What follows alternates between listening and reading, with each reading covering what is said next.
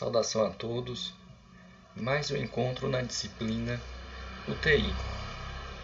Nessa aula iremos abordar sobre a estrutura física deste setor. A estrutura física da UTI é regulamentada pela RDC número 50 de 2002, ou seja, as unidades de terapia intensiva não são construídas, edificadas, planejadas ao léu. Elas precisam obedecer minimamente a esta RDC. E é através dela que nós iremos pautar as ponderações sobre cada área da UTI. É a RDC número 50 que traz o regulamento técnico para planejar, programar, elaborar e avaliar os projetos arquitetônicos de uma UTI. Precisa estar tudo dentro desse parâmetro. Para se ter ideia, nela é estimada até a quantidade de tomadas existentes por leito e precisa ser minimamente atendida. É nela que se dispõe sobre a organização física funcional da unidade de internação do paciente em unidade de terapia intensiva. Então, para a RDC leva em consideração as condições de internamento do paciente, ou seja, imaginando uma rotina de cuidado a este paciente que precisa entrar algum equipamento, por exemplo, de raio-x no leito, precisa ter ali ao lado, às vezes, 4 bombas de infusão ali penduradas, infundindo medicação para esse paciente. Então, imaginando minimamente como seria ali uma rotina de trabalho estabelecida para o atendimento a este paciente, assim foi pensada essa RDC número 50, para garantir a execução da assistência profissional sem trancos, que seja uma execução fluida. Então, é imaginado que haja provisão de apoio diagnóstico laboratorial, de imagem e terapêutico 24 horas por dia. Então, através dessas portas, por exemplo, precisam ser dimensionadas para estar passando determinados equipamentos, e inclusive é prevista por essa RDC até mesmo quarto de depósito de equipamentos dentro de uma UTI. Porque nela precisa estar armazenado, por exemplo, equipamento de hemodiálise, que não está sendo utilizado em todo momento, mas a UTI precisa ter ali ao seu dispor, para assim que precisar, está lá o equipamento. Então, monitoramento e assistência respiratória contínua, manutenção de pacientes com morte encefálica nas condições de permitir a retirada de órgãos para transplantes. Então, vislumbrando todas as necessidades, assim foi elaborada essa RDC. Para a construção de UTI, é necessário que o seu projeto seja permeável à equipe da saúde. Então, além do médico, além do arquiteto, do engenheiro, até mesmo do administrador, do empreendedor ali daquele hospital, isso a nível particular, ou até mesmo do secretário de saúde, a nível governamental, na esfera pública, esse projeto precisa ser abordado por uma equipe multidisciplinar e precisa ser permeável ao parecer médico e de enfermagem. Porque nós é que estamos ali na vivência e que temos determinados critérios que, sinceramente, não é todo arquiteto que vai ter, não, ainda que ele conheça muito bem a RDC. Não é todo engenheiro também que, por melhor que seja a sua intenção, vai conseguir realizar ali a construção de um edifício que atenda de fato aos nossos critérios para promover essa assistência contínua aos nossos pacientes. Então, é necessário que essa equipe seja multidisciplinar, para elaborar esse projeto, que seja permeável à nossa participação. Tudo isso aqui, gente, não é filosofia minha, não. Está descrito na RDC número 50. Esse projeto deve avaliar os pontos de fornecimento de seus pacientes nos critérios de admissão e alta e na taxa esperada de ocupação. Então, quando vai se dimensionar uma UTI, leva-se em consideração a quantidade de leitos do hospital, a quantidade da população, né, da região que essa UTI irá atender, enfim. Existem alguns outros pormenores. Ainda que a gente não trabalhe aqui, eu estou citando para vocês, certo? De toda sorte, a UTI deve ser uma área distinta dentro do hospital, conforme já dito em outra aula. É um setor fechado, é um setor de acesso restrito e deve ser um setor, digamos assim, meio que recanteado, meio que não seja qualquer um que vá lá, abre a porta e entre, quando vai ver já está lá dentro. Opa, entrei por engano. Não. Ela tem que ser uma área geográfica distinta, delimitada, fechada, dentro do hospital, que tenha a garantia de um acesso controlado. Esse controle não é tão somente uma porta trancada. A gente vai ver aqui na arquitetura da UTI que nela faz necessário ter inclusive uma recepção para ser seletiva quanto ao trânsito de pessoas ali dentro. Né? Através de uma UTI, através de uma unidade de internamento intensivo, né, não pode se ter acesso a outro local dentro do hospital. Então, ela não é ponte de passagem para nenhum outro setor. Né? Ela deve ser um setor que, através de suas portas, a gente chegue tão somente à UTI. E deve ser preferencialmente afastado de áreas de intensa movimentação, para que através dessa movimentação, né, para que prevenindo essa intensa movimentação acontecendo ali, a gente previna também que haja as infecções cruzadas. Nesse vídeo aqui é um projeto de arquitetura de UTI que, sinceramente, pelo menos aos meus olhos, ao meu parecer, foi um projeto tanto quanto frustrado. Vamos ver alguns detalhes que são abordados nele e vocês acredito que hão de concordar comigo.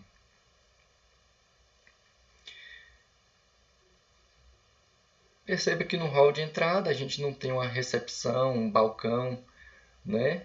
Tão somente duas portas ali dividindo e a pia com a torneira lá dentro para se higienizar as mãos. Não deve ser assim. A gente deve higienizar as mãos cá fora, né? Para estar adentrando.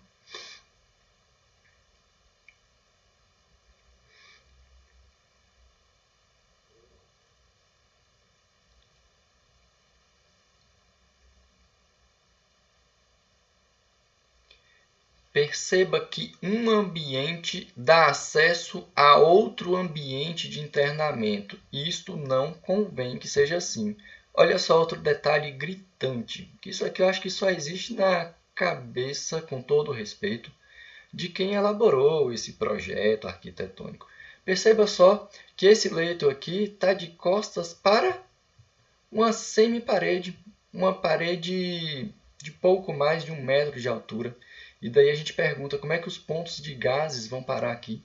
Vão descer aqui o oxigênio, o vácuo, o gás comprimido. Não tem como. E as tomadas como serão ligadas aqui nessa meia parede, né? Por vezes também, um pouco mais adiante, a gente vai perceber alguns leitos de costas para a janela.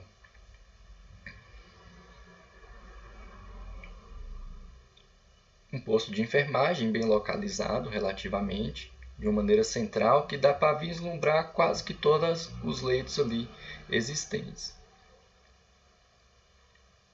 Ainda é tolerável que haja passagem para alguma sala de reuniões dentro de UTI, isso aí é tolerável, né? Na verdade é ideal que exista, né? Sala de reunião lá dentro, conforto da enfermagem, conforto médico, certo?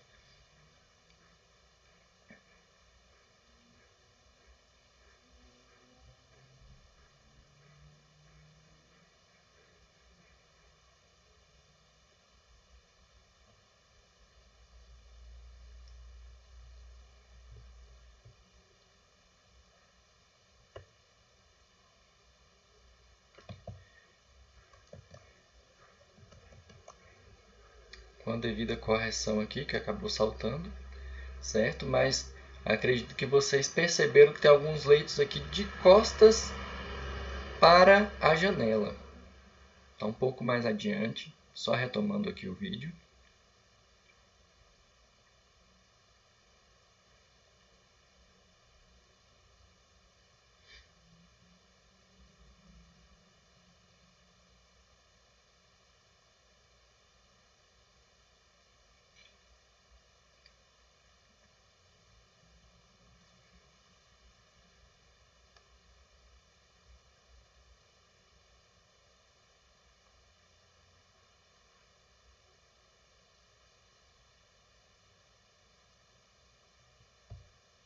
Conforme dito, um leito, né, com a cabeceira voltada de costas para a janela. Né, os pontos de tomada, pontos de gás, como é que há de funcionar aqui. Né? Então, são alguns detalhes, alguns critérios que precisavam ser melhor concebidos e que o nosso olhar diante de tudo isso contribuiria para evitar que essas falhas acontecessem.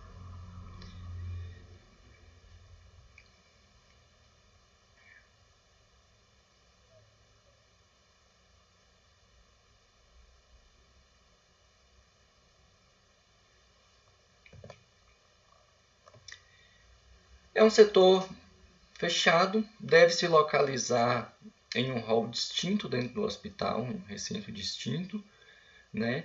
Porém, idealmente, ela deve localizar-se próximo ao centro cirúrgico e ao centro de recuperação pós-anestésico. Né? Então, esse centro de recuperação pós-anestésica ele está dentro do próprio centro cirúrgico. Passados os efeitos residuais dos fármacos, né, utilizados durante a cirurgia, é necessário que alguns desses pacientes continuem sob observação intensiva.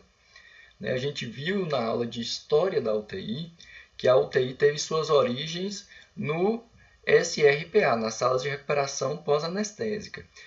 Porém, em alguns pacientes, como por exemplo pós-operatórios cardíacos, esses necessitam de um acompanhamento mais intenso, por algumas horas a mais do que a SRPA poderia lhe oferecer. Então, idealmente, esse paciente deve transitar o mínimo dentro do hospital e ele já deve sair do centro de recuperação pós-anestésica para dentro da UTI.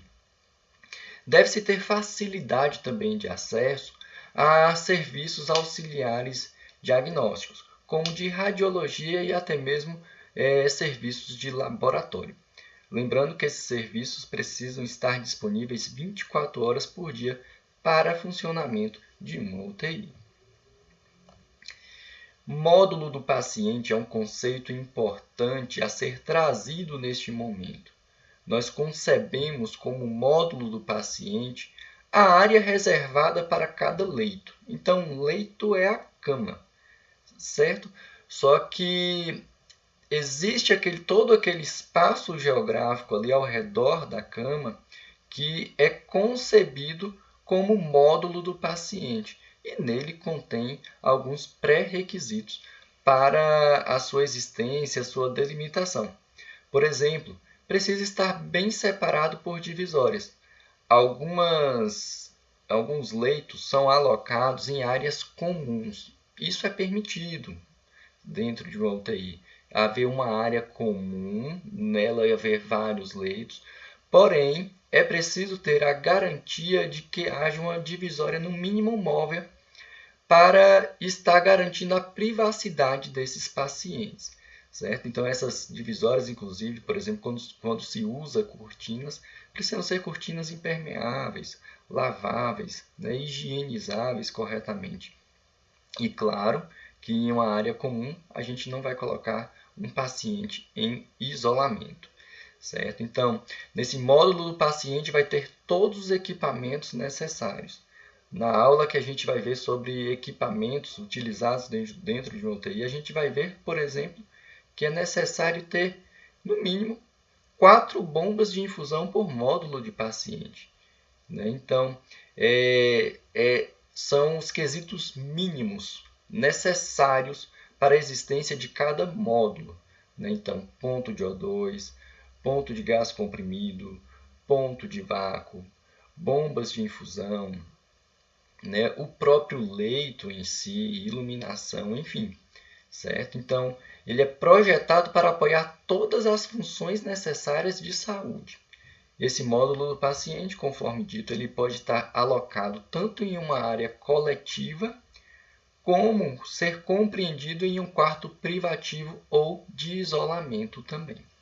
Então, está aqui um exemplo de quarto privativo adulto, relativamente belo, né? É até mesmo moderno. Perceba que tem uma poltrona ali ao lado, ela não é em vão. Ela pode ser utilizada inclusive pelo próprio paciente e às vezes por acompanhantes também, certo? O quarto privativo, obedecendo aos critérios lá da RDC número 50, ele deve ter dimensão mínima de 12 metros quadrados. Isso daí representa algo em torno de 3 por 4 metros. 3 metros de largura por 4 de comprimento. Deve-se obedecer o critério também de o leito por si só, né? A cama do paciente está em uma distância mínima de 1 metro entre as paredes. Claro que existe a exceção da cabeceira, que pode estar um pouquinho mais próxima.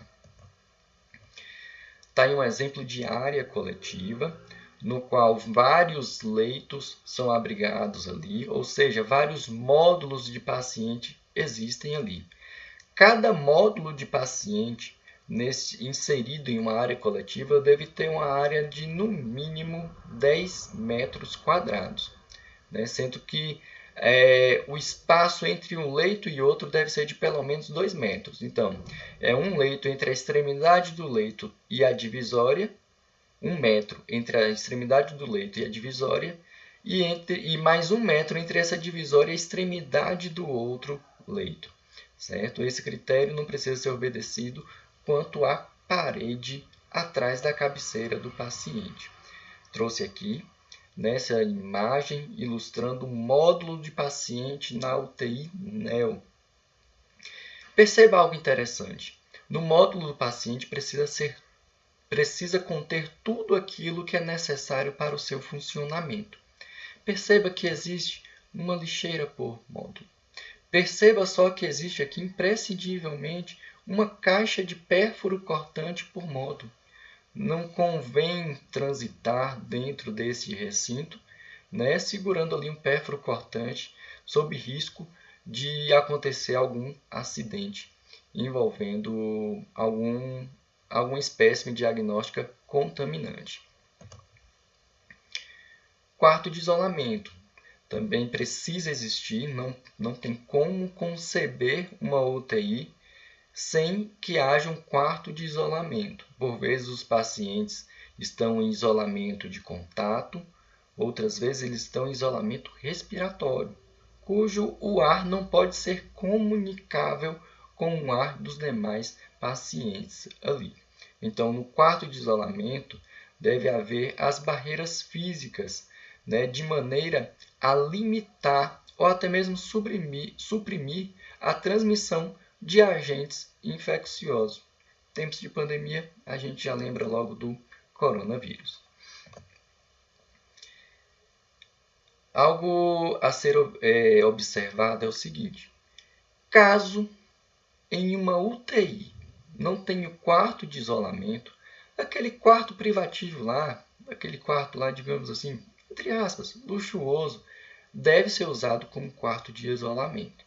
Certo? Então, sempre que for requerida essa proteção coletiva, sempre que houver esse risco de transmissão de algum patógeno, né, infecto-contagioso, de um paciente para os demais, deve-se, né, utilizar o quarto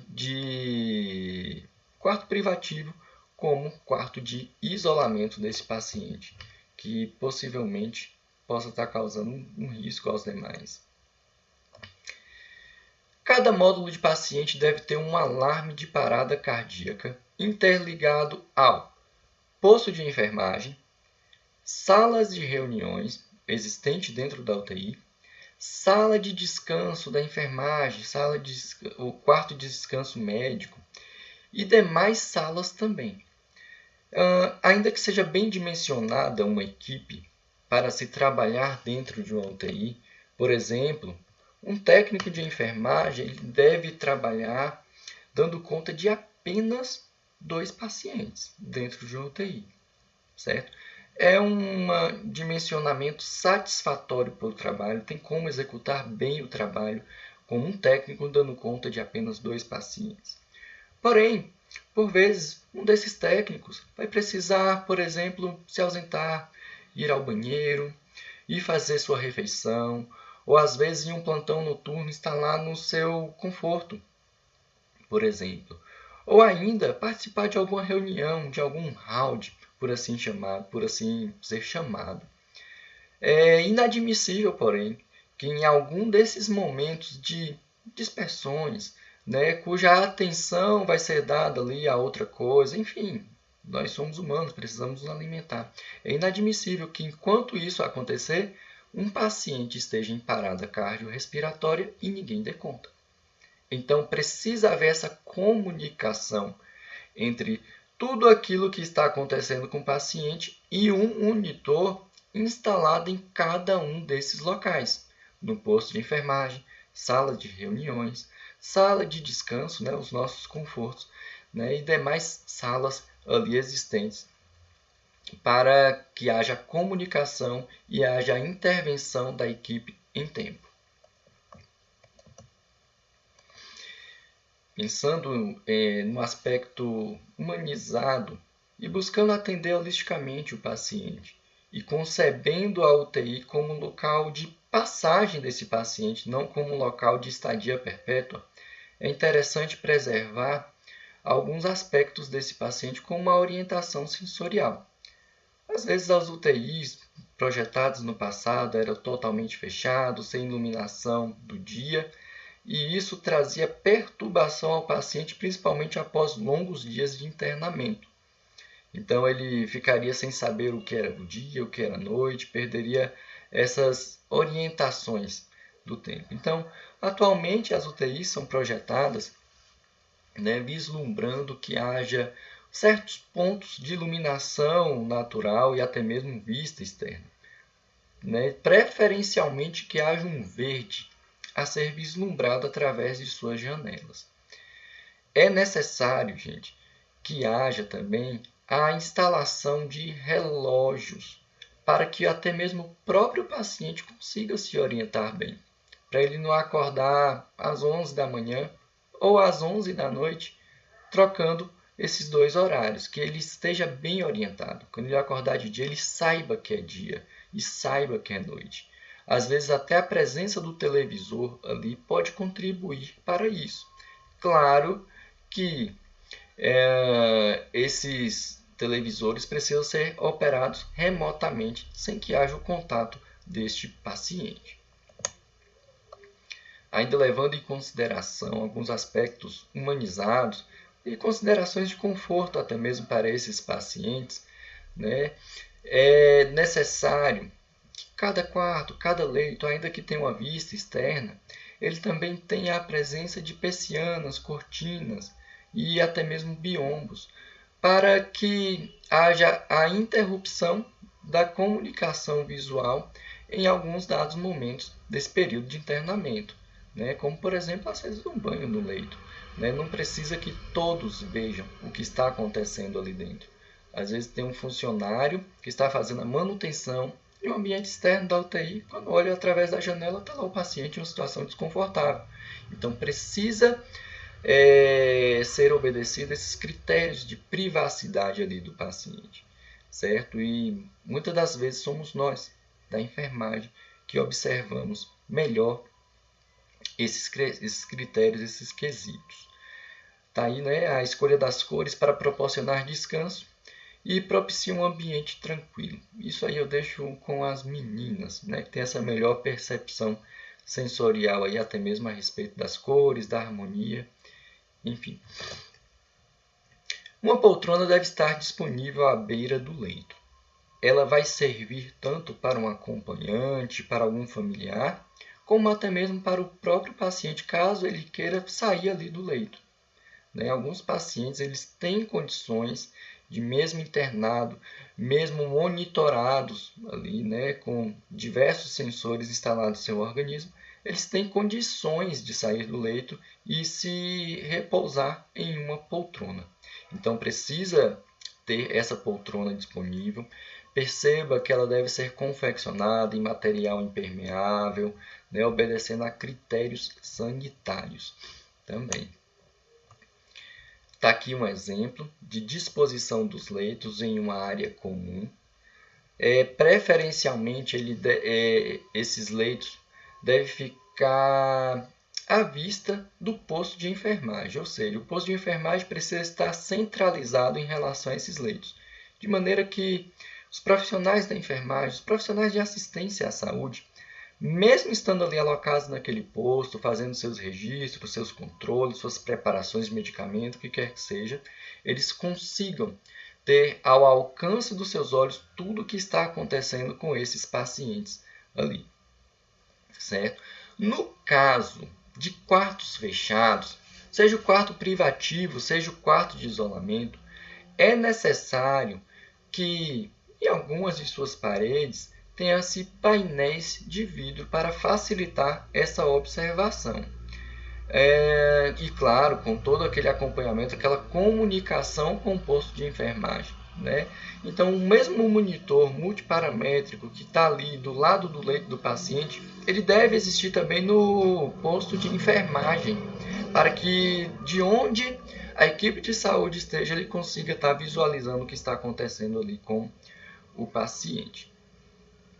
Certo? Em alguns UTIs hoje mais modernos, inclusive esses quartos são completamente de vidros, né? As divisórias, as paredes são todas de vidro. É algo muito bonito de se ver, de se notar. Então, está aqui um exemplo, né? Então, essas divisórias todas de vidro em um posto de enfermagem centralizado. Olha que arquitetura, olha que beleza, né? Idealmente, deve-se haver o dimensionamento de no mínimo um posto de enfermagem para cada 12 leitos, certo? A dimensão mínima de um posto de enfermagem é de 8 metros quadrados. Dá aproximadamente 2,5 metros por 3. Pode ser ainda um pouco maior, mas é uma dimensão considerável, certo? Então, deve ser servido por uma área de serviços destinado ao preparo de medicações. Então, ali, logo anexo ao posto de enfermagem, deve ter uma sala reservada para que a gente consiga estocar e até mesmo preparar as medicações a serem administradas junto ao leito.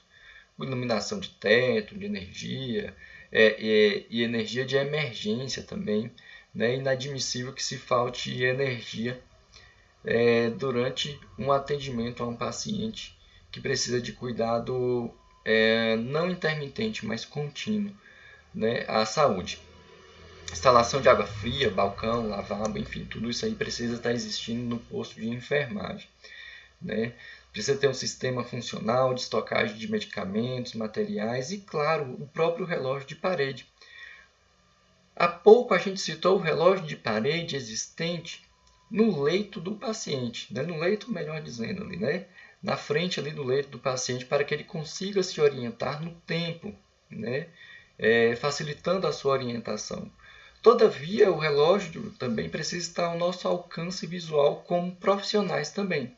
A NR32 estabelece que a gente não pode estar utilizando adornos durante a assistência prestada. E o relógio de pulso é considerado como um adorno também. Então, é necessário que haja um relógio de parede instalado também ali no posto de enfermagem e ao alcance dos nossos olhos durante a assistência ao paciente. Ainda que haja computadores, prontuários eletrônicos e tudo mais, é necessário que haja local de fácil acesso para o armazenamento de impressos, né, de formulários impressos, de prontuários impressos desses pacientes, para que, assim que necessário, né, facilmente possa ser acessado ali pela equipe, né, esses registros. atualmente, né, o uso de computadores, né, está sendo bastante utilizado, difundido. E, sinceramente, gente, quando um hospital ele opta por transicionar, sair de um prontuário de papel para algo digitalizado, geralmente ele começa fazendo isso aí pela UTI, que é um setor que carece, né, que precisa, que é fundamental até mesmo para essa assistência, que haja o mínimo contato possível, mínima comunicação possível entre os integrantes da equipe. Né? Não seja um papel que todo mundo venha estar manipulando ali, né? Mas que seja algo que esteja na tela de cada um dos profissionais ali acessível. Ainda se concebendo TI, é necessário que nela haja uma sala de utensílios limpos e sujos, né? E claro, que essas salas sejam separadas e não interligadas, certo? É uma sala distinta para utensílios limpos e outra sala distinta para utensílios sujos, o chamado expurgo, de fato. Né? Os pisos precisam ser cobertos com materiais sem emendas ou junções. Então é coisa do passado.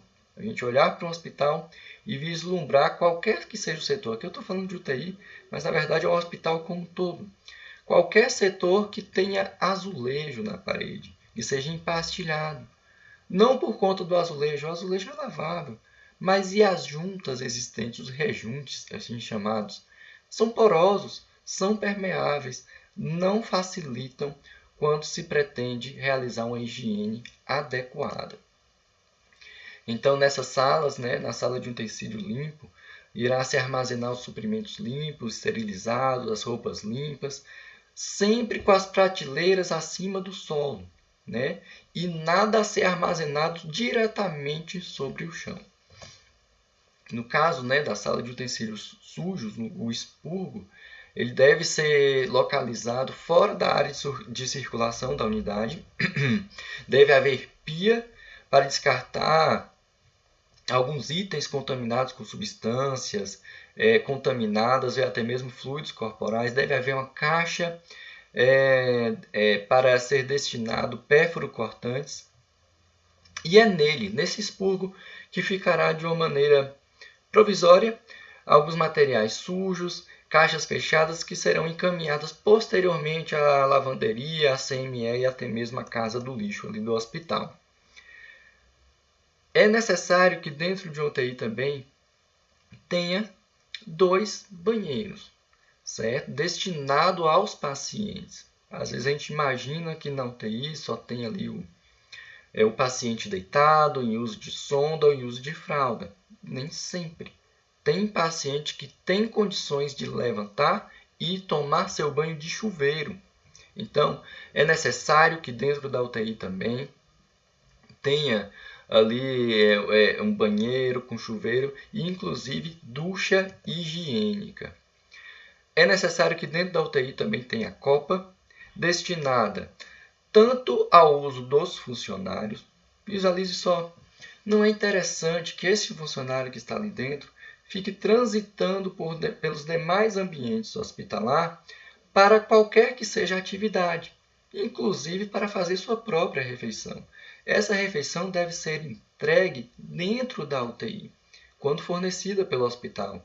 Então, este funcionário precisa realizar até mesmo suas refeições ali dentro do ambiente da copa, né? E a copa também considerada como receptora e distribuidora dos pacientes ali internados. Deve ter pia, geladeira, lixo específico, enfim. Então, por que eu trouxe aqui, né, essa relevância da geladeira? Porque na UTI também existe a geladeira de medicações. Nela não pode ser armazenado alimentos. DML, o depósito de material de limpeza, também deve existir dentro de uma UTI, certo? Visto que os materiais utilizados para a limpeza da UTI não podem ser comunicados com outros ambientes hospitalares, ou seja, se um rodo é utilizado dentro da UTI, ele é da UTI. Ele não pode ser utilizado para limpar uma enfermaria. A mesma coisa são os panos, os mops ali utilizados, certo? Então, deve ter um depósito de material e limpeza específico, distinto, assim como materiais distintos dos demais materiais utilizados em outros ambientes deste hospital. Lá dentro deve ter um tanque, prateleira suspensa, mais uma vez, nada armazenado sobre o chão. Falando de limpeza, e dentro de uma UTI, é necessário a gente levar em consideração alguns aspectos da CCIH. Lembrando também que a gente está abordando sobre a estrutura física da UTI. Bora estar dando uma olhadinha aqui nesse vídeo e algumas percepções interessantes que ele aqui nos traz a respeito da afinidade da Comissão de Controle de Infecção Hospitalar e a UTI. Marlene, bom dia. Você sabe o que é o CCIH? Pois é, eu estou hoje aqui no Hospital Santa Majore, Unidade Itaim do Prevent Senior, onde nós vamos falar um pouco mais para vocês sobre o que é o CCIH. CCIH é a Comissão de Controle de Infecção Hospitalar. Todo hospital tem que ter essa comissão. Essa comissão é um grupo de profissionais, desde o médico, o enfermeiro, até o diretor clínico, a administração, participantes da farmácia, do centro cirúrgico, da cozinha. Toda essa equipe preocupada na prevenção de infecções que possam estar relacionadas à assistência à saúde prestada ao paciente. Na verdade, hoje em dia a gente nem usa mais esse termo infecção hospitalar. Na verdade, todo paciente, quando ele vem para o hospital, ele está suscetível a infecções que são relacionadas à própria assistência à saúde. Então, não é que o hospital causou a infecção, é a própria imunidade do paciente, são os procedimentos realizados que acabam tendo um próprio risco inerente de uma infecção. Como a gente pode ver no exemplo desse quarto, as cortinas, elas têm que ser feitas de materiais laváveis. O sofá, ele é feito também de um material de fácil limpeza, com material úmido. As paredes, elas também são pintadas com tintas laváveis. O rodapé, ele é arredondado para não acumular sujidade. A mesa também, ela é constituída por uma fórmica de fácil limpeza. Tudo isso faz parte do trabalho da equipe da Comissão de Controle de Infecções. Que às vezes o familiar, ele acha que vai visitar o doente, então ele vai trazer trufas, vai trazer flores, vai trazer frutas. Então existem algumas regras que a gente precisa respeitar para proteção do nosso familiar ou até do nosso amigo que está internado. Então, por exemplo, flores. Não é para trazer flores para o hospital, porque as flores elas podem conter insetos, fungos, e se o paciente está com a imunidade baixa, isso pode propiciar uma infecção.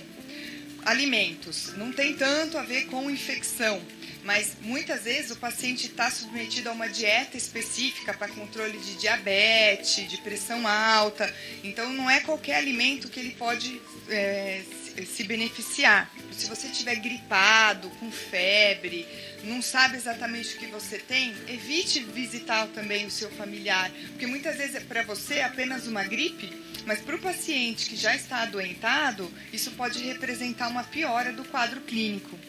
Do mesmo jeito, a gente orienta a não trazer crianças para o hospital, porque criança muitas vezes tem aquelas doenças próprias da infância, uma catapora, mesmo gripe, sarampo, e para a criança isso é uma coisa comum, e para nós, ainda mais que temos pacientes idosos, para o idoso isso pode representar maior risco. Então são todos esses detalhes voltados para o familiar, para o paciente, para o ambiente, que são as preocupações da CCIH.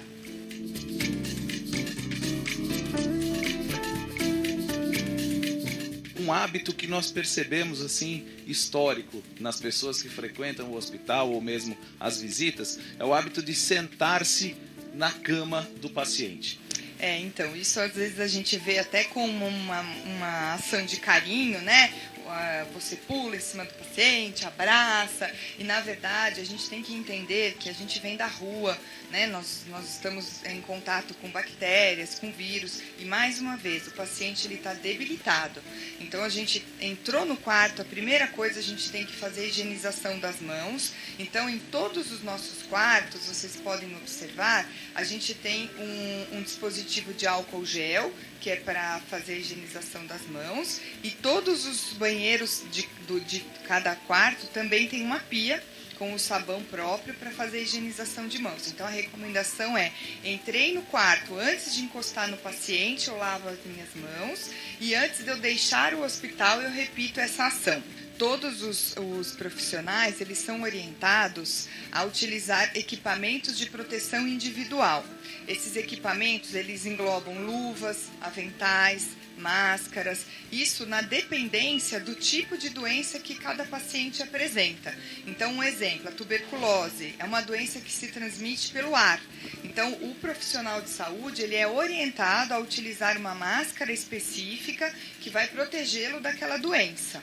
Uma coisa mais comum, que é mais observada no dia a dia também, são as bactérias multiresistentes. Hoje, infelizmente, as bactérias multiresistentes são uma realidade nos hospitais e, na verdade, a ideia é você evitar que aquela bactéria seja transmitida de um paciente para outro através dos cuidados que ele recebe. Na porta do quarto, a gente coloca uma plaquinha que tem as orientações necessárias para o profissional. Na verdade, a nossa empresa, a gente desenvolveu um folder que é entregue, um folheto, para todos os pacientes internados. Nesse folder, a gente coloca essas orientações básicas que a gente conversou aqui. Então, a importância da higiene das mãos, o fato de não trazer flores, não sentar na cama do paciente. Então, aqui a gente já procura chegar perto do familiar com essas orientações. Então, uma coisa que eu acho importante também da gente lembrar são os cuidados do paciente que vai ser submetido a uma cirurgia, né? Então, nós temos aqui dentro do hospital, e assim como em todos os nossos hospitais, um centro de material esterilizado. Esse centro de material esterilizado, ele é desenvolvido somente para cuidar de todos os equipamentos instrumentais utilizados na cirurgia dos pacientes. Então, os materiais, eles passam por uma lavagem com um sabão enzimático próprio, logo depois que é usado. Depois ele passa por uma super lavadora que chega a 100 graus Celsius e com isso ele já faz uma desinfecção de alto nível. É que nem uma super máquina de lavar louça gigante, parecido com o que a gente tem em casa, mas ela utiliza uns produtos específicos para matar os vírus e as bactérias, remoção de sangue, secreções.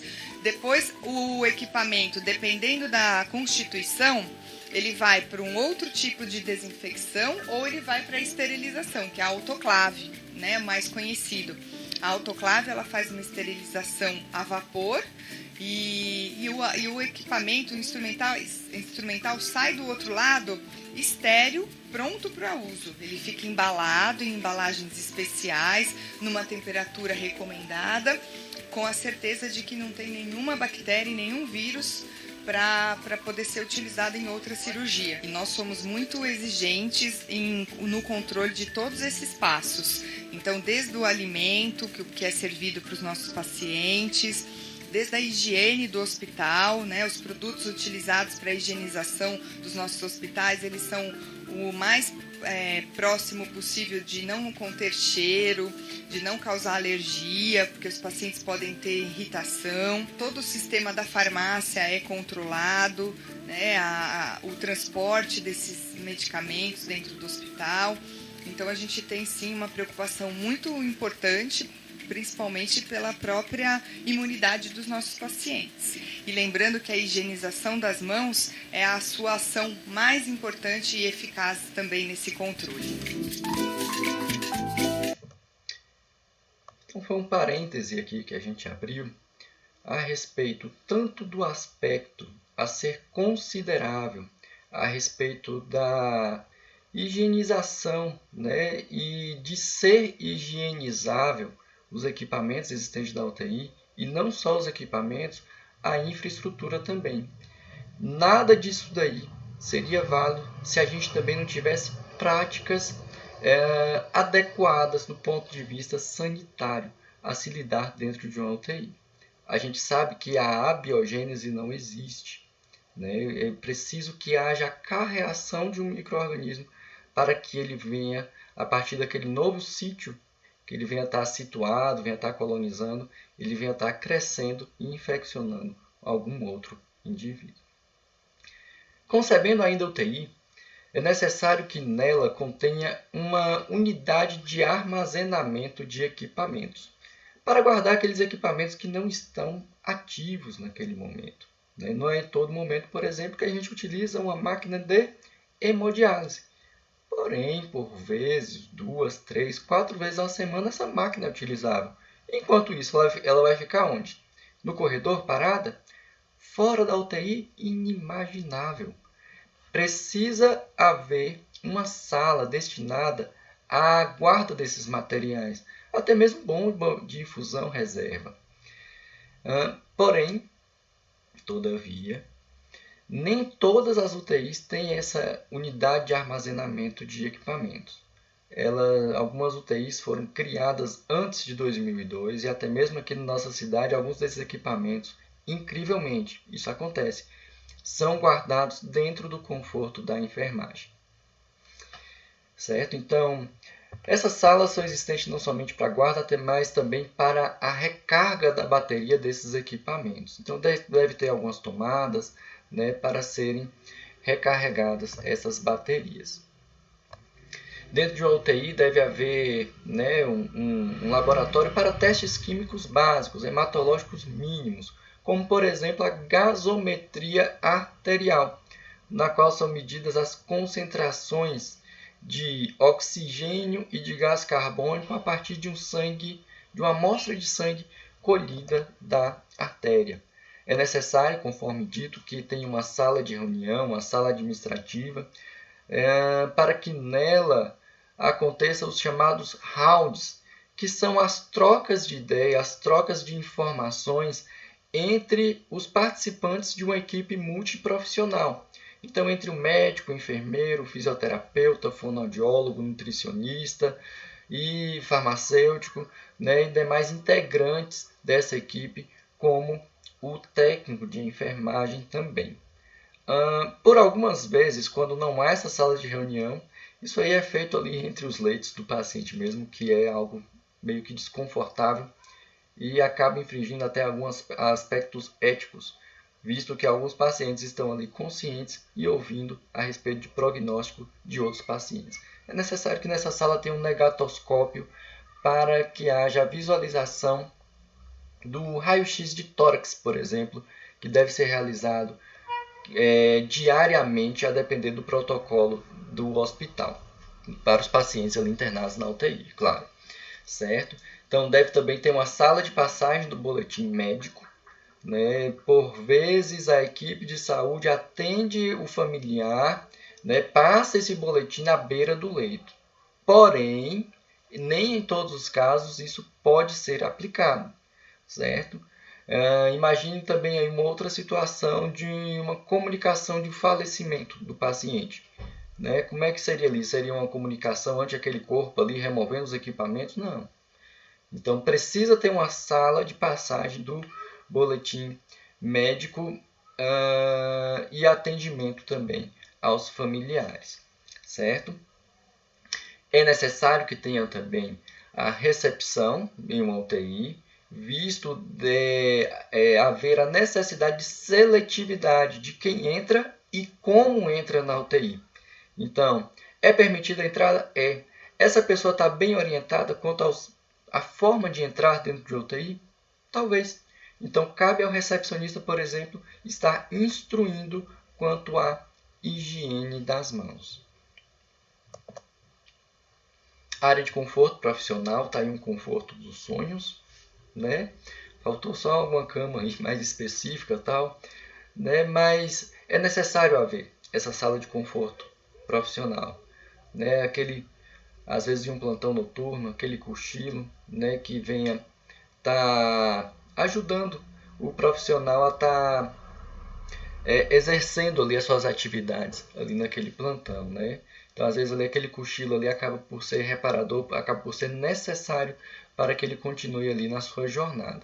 Deve haver um banheiro específico, né, para esses profissionais e, claro, deve haver uma intercomunicação deste recinto, deste ambiente com os leitos do paciente lá fora. Porque não é porque está naquele momento do conforto que a gente pode estar desligado quanto ao que está acontecendo com o paciente. Imaginemos uma situação de parada cardiorrespiratória.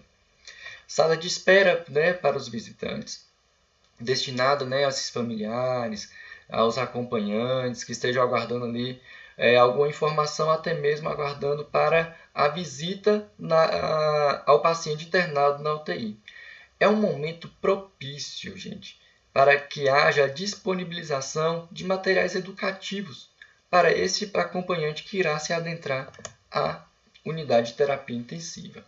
Então, por se tratar de uma unidade de terapia intensiva, de atendimento contínuo, 24 horas pela parte da enfermagem, parte médica, é necessário que tenha também um atendimento, um suprimento ininterrupto de água, energia elétrica, oxigênio, vácuo, gás comprimido, dentre outros pormenores.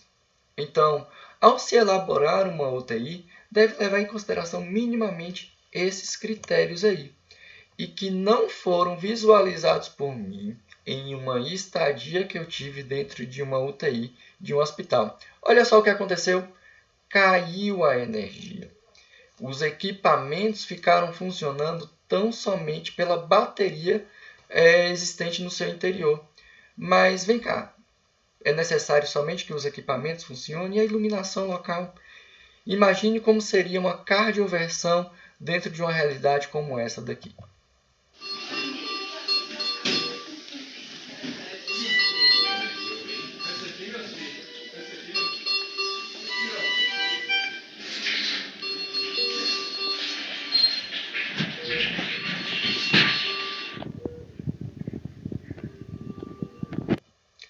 Foi uma filmagem realizada pelo próprio celular ali dentro da UTI, certo? Então não está com essa qualidade toda, mas eu estava ali caminhando ali no corredor e apontando a câmera do celular para cada um dos leitos ali. Mal a gente visualiza os próprios monitores multiparamétricos, né? Quanto mais os pacientes, a condição, alguma solicitação que ele venha a ter. Né, um vídeo relativamente recente, não tem 2 anos de sua filmagem, e que demonstra que, infelizmente, alguns locais ainda não estão tão adequados assim ao funcionamento. Não sejam cúmplices, caso se depare com uma realidade como essa, certo? Mas que sejam atores para proporcionar a mudança e estar promovendo um atendimento de qualidade para os pacientes, certo, gente? Então, agradeço aqui a atenção de todos vocês, bons estudos e até a próxima.